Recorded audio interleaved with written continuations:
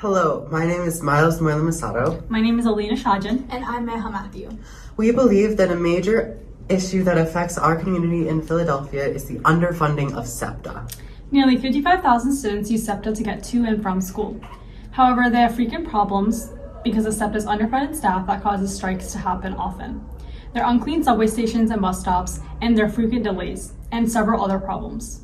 For our message to the president, we ask for more funding for SEPTA so that public transit can be better, safer, and a cleaner environment. In this video, we're going to discuss how the underfunding of SEPTA affects drivers and citizens, how an increase in funding might help SEPTA, and what actions we can take to assess this situation. And his first sentence, I think all of us agree with. He said, providing funding for transportation is an essential government function. Period. He should have stopped there. But then his next sentence was attacking the funding solutions that McDonnell had offered. But the fact of the matter is he did say the first sentence. And I think that,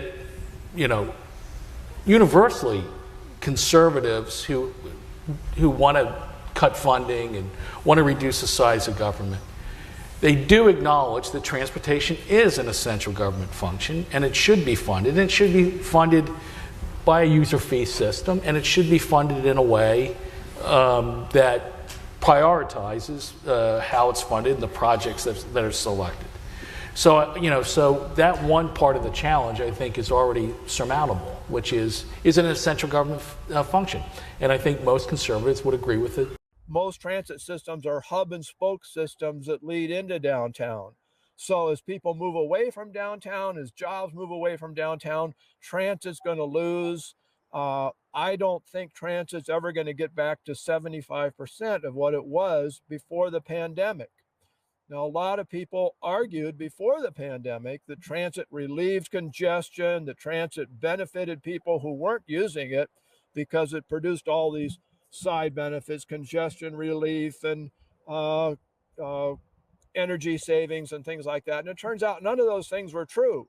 Transit is essential for congestion relief in New York City and maybe for a few downtowns like Chicago and Boston.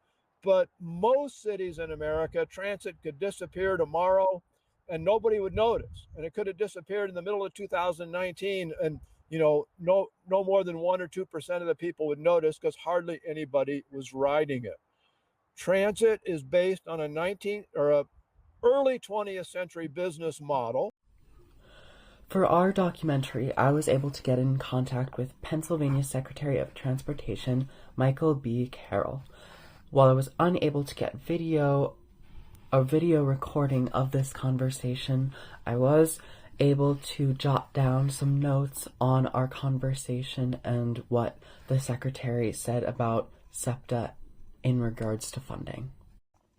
In my interaction with him, Secretary Carroll told me that SEPTA is not, as a public transportation transportation, it's not a profitable institution and thus relies heavily on government subsidies that help it keep working and prevent strikes. Thus, in his opinion, SEPTA is underfunded and can benefit from more funding to help it function more efficiently. He also, on the topic of Governor Shapiro's gift to SEPTA of $153 million in federal highway capital funds, Secretary Carroll told me that he flexed the money to fund public transportation in Philadelphia and in several nearby counties, partially to aid SEPTA's functionality and help its workers. And he also gave me the insight that the funding of the state of Pennsylvania is partially dependent on the productivity of SEPTA and its economy. So therefore, more funding of SEPTA can only help the state of Pennsylvania. Do you believe SEPTA needs more funding?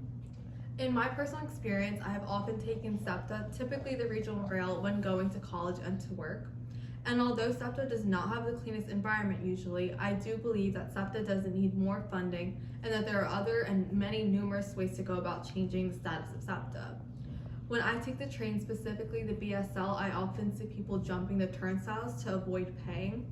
And I believe that they should penalize people that are not paying and passing through so that SEPTA can get more revenue from that without needing more funding from the city government or the state government.